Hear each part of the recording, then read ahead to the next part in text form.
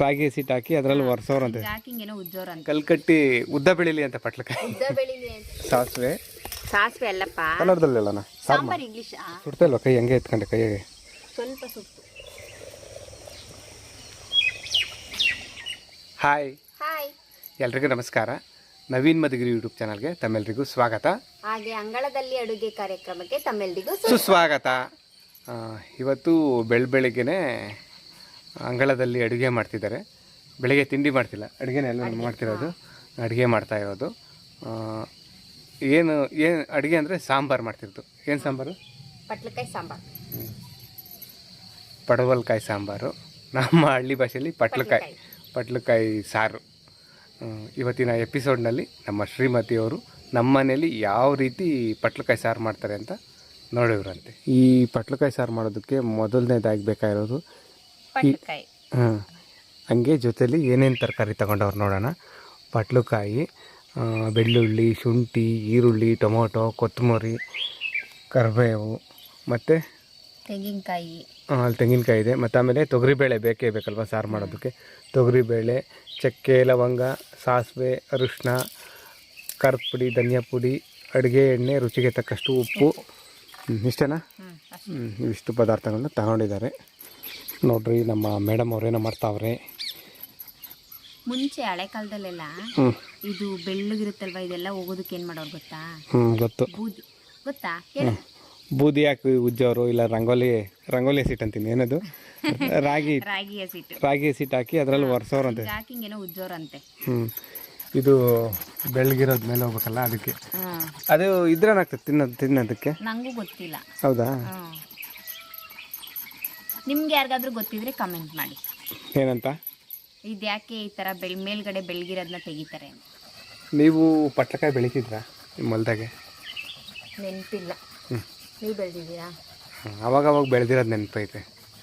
ಅದಕ್ಕೆ ಚಪ್ರ ಹಾಕ್ಬಿಟ್ಟು ಪಟ್ಲಕಾಯಿ ಉದ್ದ ಬರಲಿ ಅಂತ ಅದಕ್ಕೆ ದಾರದಲ್ಲಿ ಕಲ್ಕಟ್ಟಿದ್ವಿ. ನೆನಪಾಯ್ತಾ? ಕಲ್ಕಟ್ಟಿ ಉದ್ದ ಬೆಳಿಲಿ ಅಂತ ಪಟ್ಲಕಾಯಿ ಉದ್ದ ಬೆಳಿಲಿ ಅಂತ ಕಲ್ಕಟ್ಟೋದು.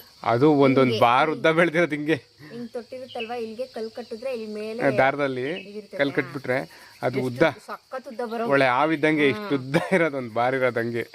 ಹಂಗಿರ್ತಿತ್ತು ಪಟ್ಲಕಾಯಿ. ಇವೆಲ್ಲ ಹೈಬ್ರಿಡು. ಏನದು? ಒಂದು ಮಳನೂ ಇಲ್ಲ ಅನ್ಸುತ್ತದು. ನೋಡ್ರಿ, ತರಕಾರಿ ಎಲ್ಲ ಹಚ್ಚಿಟ್ಕೊಂಡವ್ರೆ. ಈಗ ಒಲೆ ಹಚ್ತಾವ್ರೆ.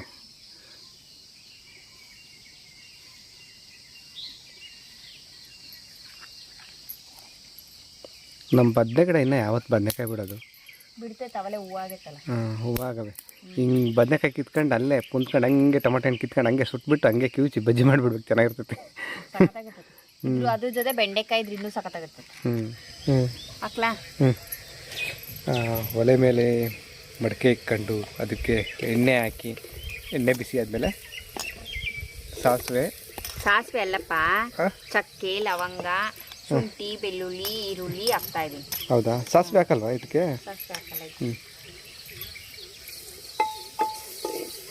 ಅದನ್ನ ಈರುಳ್ಳಿನ ಬಾಡಿಸ್ಕೋಬೇಕು ಎಣ್ಣೆಯಲ್ಲಿ. ಈರುಳ್ಳಿ ಫ್ರೈ ಆಗುತ್ತೆ. ಟೊಮೊಟೊ ಹಾಕ್ತೀನಿ.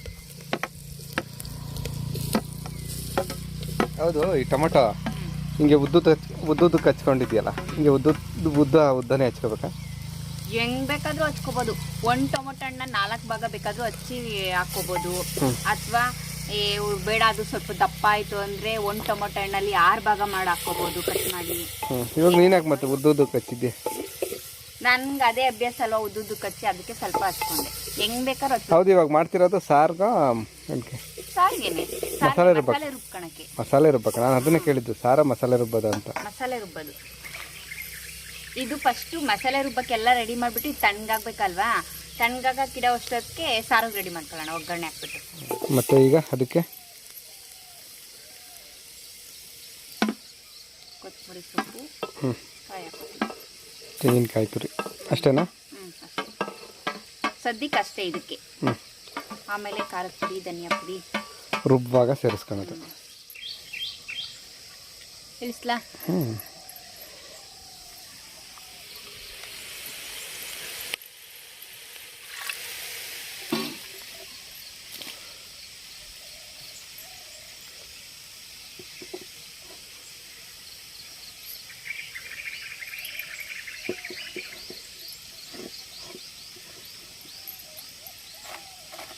ಅದು ಸ್ವಲ್ಪ ತಣ್ಣಗಾಗಲಿ. ಈಗ ಮಸಾಲೆ ರುಬ್ಬೋದಕ್ಕೆ ಹೊಗೆ ಬರ್ತೈತೆ ಪುರ್ಸಮ್ಮ ಅವಲೆ ಊದಮ್ಮ ಊದ್ಕೊಳ್ಬೇಕೆ.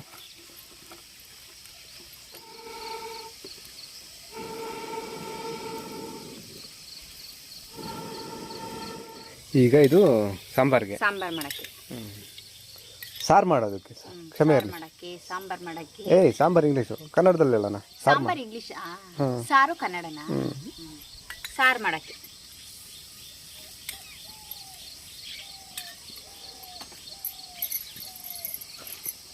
ಇನ್ನೊಂದು ಸಾರನ್ನ ಹಳೇ ಕಾಲದಲ್ಲಿ ಅಜ್ಜಿದಿರ ಕಾಲದಲ್ಲಿ ಏನಂತೀರಿ ಗೊತ್ತಾ? ಏನಂತೀವಿ? ಹೆಸರು ಏನು ಹೆಸರು ಮಾಡಿದ್ದೆ? Correct English. ಸರಿ. ಇನ್ನೇನು ಹೇಳ್ಬೋದು? ಅಷ್ಟೇ. ಸರಿ, ಹೌದು, ಸರಿ, ಹೌದು, ನಿಜ, ನಿಜ. ನನಗೂ ನಮ್ಮ ನೆನಪೈತೆ. ಏನು ಹೆಸರು ಮಾಡಿದ್ದೆ? ನಂಗೊಂಚೂರು ಹೆಸರು ಕೊಡು. ಸರಿ, ಎಣ್ಣೆ ಕಾದೈತೆ. ಈಗ ಅದಕ್ಕೆ ಸಾಸಿವೆ ಫ್ರೆಶ್ ಗಿಡದಲ್ಲಿ ಕಿತ್ಕೊಂಡ್ಬಂದಿರೋದು, ಇವಾಗ ಕಿತ್ಕೊಂಡ್ಬಂದಿರೋ ಸೊಪ್ಪು ಅಲ್ಲ, ಕರಿಬೇವಿನ ಸೊಪ್ಪು, ಈರುಳ್ಳಿ, ಒಗ್ಗರಣೆಗೆ ಈರುಳ್ಳಿ.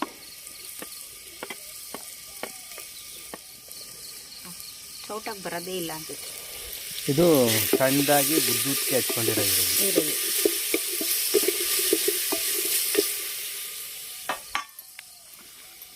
ಈರುಳ್ಳಿ ಫ್ರೈ ಆಗೈತೆ. ಕ್ಷಮೆ ಇರಲಿ, ಈರುಳ್ಳಿ ಬಾಡ ಐತೆ ಎಣ್ಣೆನಲ್ಲಿ. ಈಗ ಪಟ್ಲಕಾಯಿ ಹಾಕ್ತೀವಿ. ಮತ್ತೆ ನಾವು ಪಟ್ಲಕಾಯಿನ ಬೀಜ ಸಮೇತ ಹಾಕ್ತೀವಿ. ಕೆಲವರು ಬೀಜ ತೆಗ್ದಾಕ್ ಹಾಕ್ತಾರೆ ಗೊತ್ತಾ?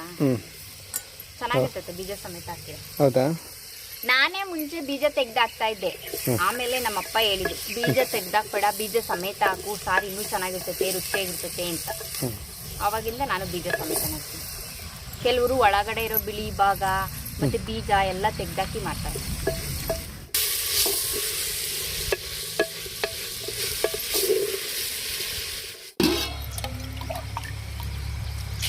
ತೊಗರಿ ಬೇಳೆನ ನೀರಲ್ಲಿ ತೊಳ್ಕೊಬೇಕು. ಯಾಕೆ ಅಂದರೆ ಧೂಳಿರುತ್ತೆ. ಅಂಗಡಿಯಿಂದ ತಂದಿರೋದಲ್ವಾ, ಏನಾದರೂ ಕೆಮಿಕಲ್ ಏನಾದರೂ ಹಾಕಿ ಹುಳ ಬೀಳಬಾರ್ದು ಅಂತ ಇದು ಮಾಡಿರ್ತಾರೆ.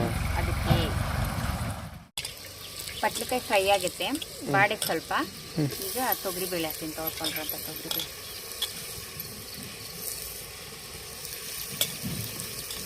ಮತ್ತೆ ಇನ್ನೊಂದು ಏನು ಗೊತ್ತಾ, ಈ ಪಟ್ಲಕಾಯಿ ಸಾಂಬಾರ್ಗೆ ತೊಗರಿ ಬೇಳೆಗಿಂತ ಅವರೇ ಬೇಳೆ ಹಾಕಿದ್ರೆ ಇನ್ನೂ ರುಚಿ ಚೆನ್ನಾಗಿರ್ತದೆ.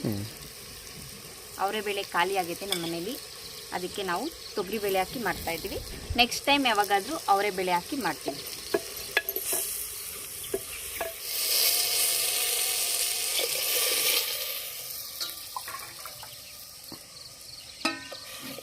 ನೀರು ಹಾಕ್ಬಿಟ್ಟು ಒಂದ್ಸರಿ ಚೆನ್ನಾಗಿ ತಿರುವಿ ಬೇಯಕ್ಕೆ ಇಕ್ಬಿಡೋಣ. ಹಂಗ ಅದು ಬೇಯೋ ಅಷ್ಟರಲ್ಲಿ ನಾವು ಮಸಾಲೆ ರುಬ್ಕೊಳ್ಳೋಣ.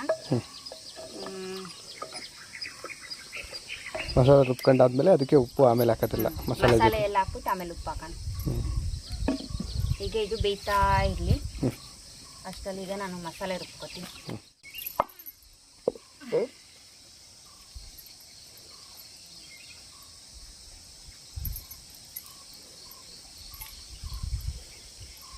ಅವೆಲ್ಲ ಫ್ರೈ ಮಾಡ್ಕೊಂಡಲ್ಲ ಅದೆಲ್ಲ ಹಾಕ್ಕೋಬೇಕು.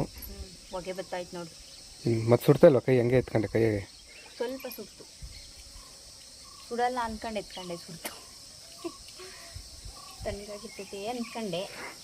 ಹೊಗೆ ಬತ್ತಾಯ್ತು ಇಲ್ಲಿ, ತಣ್ಣಗಾಗಿಲ್ಲ. ಅದಕ್ಕೀಗ ಧನಿಯಾ ಪುಡಿ,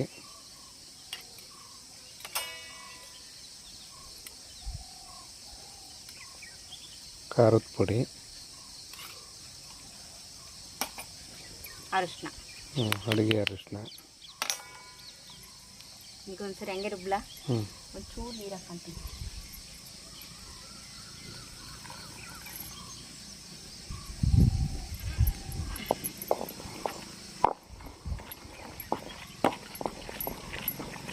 ಹೊಗೆ ನೋಡಿ ಹೆಂಗೆ ಬತ್ತೈತೆ.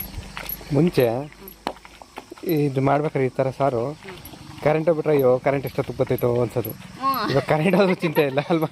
ಕರೆಂಟ್ ಬರಲಿ ಹೋಗ್ಲಿ ತಲೆನೇ ಕೆಡಿಸ್ಕೊಳಂಗಿಲ್ಲ, ಮಾಡ್ತಾ ಇರ್ಬೋದು.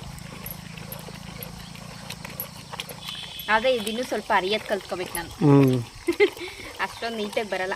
ಅಂದರೆ ನುಣ್ಣಗೆ ಅರಿತೀನಿ, ಅಂದರೆ ಜಾಸ್ತಿ ಟೈಮ್ ತಗೋತೀನಿ. ಹ್ಞೂ ಕೆಲವ್ರು ಎಷ್ಟು ಬೇಗ ಅರಿತಾರೆ ಗೊತ್ತಾ. ಇದು ಅರಿಯೋದಲ್ಲಮ್ಮ, ರುಬ್ಬೋದು. ಘಮ ಘಮ ಅಂತ ಇದು ಮಸಾಲೆ ಆಯ್ತು ರುಬ್ಬಿರೋದು. ಆಯಿತಾ?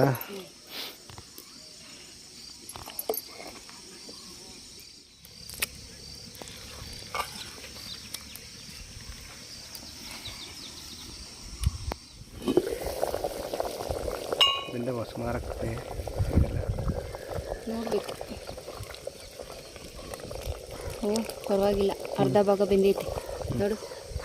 ಈಗ ಸುತ್ತ ಬೆಂದೈತೆ, ಮಧ್ಯ ಬೆಂದಿಲ್ಲ. ಮಸಾಲೆ ಹಾಕ್ಬಿಡ್ತೀನಿ.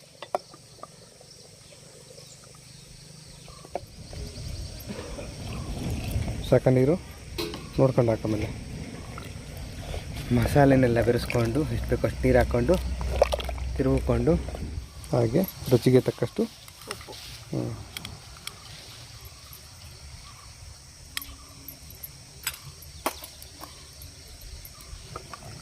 ಉಪ್ಪು ಹಾಕಿ ಎಲ್ಲ ಒಂದ್ಸಲ ತಿರುಗ್ಕೊಬಿಟ್ಟು ಚೆನ್ನಾಗಿ ಕುದಿಸ್ಕೋಬೇಕು.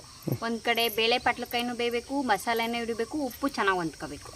ಆ ಥರ ಕುದಿಸ್ಕೊಬಿಡ್ಬೇಕು ಚೆನ್ನಾಗಿ.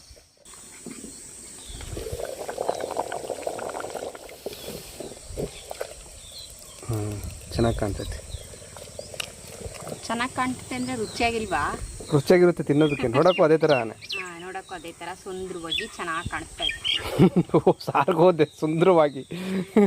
ಮತ್ತೆ ನೀನು ಕೊತ್ತಂಬರಿ ಸೊಪ್ಪಿಗೆ ಪರಿಮಳ ಅಂತ ಹೆಸರಿಕ್ಕೋದಂತೆ, ನಾನು ಸಾರಿಗೆ ಸುಂದರವಾಗಿ ಅಂತ ಹೇಳ್ಬಾರ್ದಾ? ಹೌದಾ? ಆಯಿತು ಸುಂದರಿ. ನಾನು ಈ ತಿರುಗಿಸಿ ಉಲ್ಟೆ ಎತ್ತುತ್ತಾ ಇದ್ದೀನಿ, ಸಾರೇ ಬರ್ತಾ ಇಲ್ಲ ಅದು. ಸಾರು ರೆಡಿ ಆಗೈತಾ? ಮುದ್ದೆನೂ ರೆಡಿ, ಸಾಂಬಾರು ರೆಡಿ. ಸಾರು ಸಿದ್ಧ ಆಗಿದೆ. ಮತ್ತೆ ಊಟ ಬಡಿಸ್ಬಿಡಿ, ಈಗ ರುಚಿ ನೋಡೋಣ. ಕೆಂಡದ ಮೇಲೆ ಇದ್ದು ಚೆನ್ನಾಗಿ ಕುದೀಲಿ ಸಾರಿನ.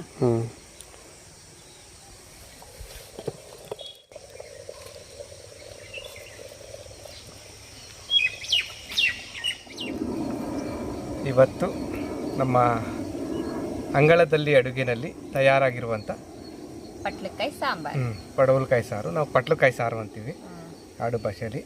ಈ ಸಾರು ಹೆಂಗೈತೆ ಅಂತ ರುಚಿ ನೋಡೋಣ. ಮೊದಲನೇ ತುತ್ತು ದೇವ್ರಿಗೆ.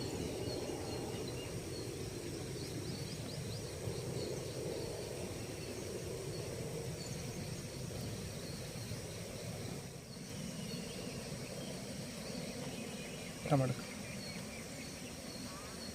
ಚೆನ್ನಾಯ್ತಾ? ಸೂಪರ್. ಚೆನ್ನಾಗೈತೆ.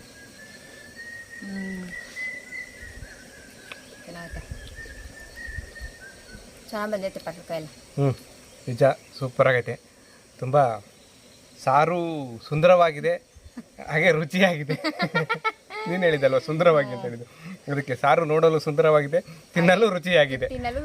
ಆಮೇಲೆ ಒಬ್ರು ಯಾರೋ ಕಮೆಂಟ್ ಮಾಡಿದ್ರು, ಯಾಕೆ ಊಟನ ಹಿಂಗೆ ಕಣ್ಣಿಗೆಲ್ಲ ಇದು ಮಾಡ್ಕೋತೀರಾ ಅಂತ. ಅದು ಕಣ್ಣಿಗೆ ಅಂದರೆ ದೇವ್ರಿಗೆ ಪ್ರಾರ್ಥನೆ ಮಾಡೋದು. ನಮ್ಗೆ ಊಟ ಕೊಟ್ಟಿರೋ ದೇವ್ರಿಗೆ ನಾವು ಕೃತಜ್ಞತೆ ಸಲ್ಲಿಸೋದು, ಆ ಥರ. ಅಷ್ಟೇ. ಇಷ್ಟು ಹೇಳ್ತಾ ಇವತ್ತಿನ ಬ್ಲಾಗ್ನ ಇಲ್ಲಿಗೆ ಮುಗಿಸ್ತಾ ಇದ್ದೀವಿ. ಮತ್ತೊಂದು ಬ್ಲಾಗಲ್ಲಿ ಮತ್ತೆ ಸಿಗ್ತೀವಿ. ಬಾಯ್ ಬಾಯ್. ಎಲ್ರಿಗೂ ಒಳ್ಳೆಯದಾಗಲಿ. ಧನ್ಯವಾದ.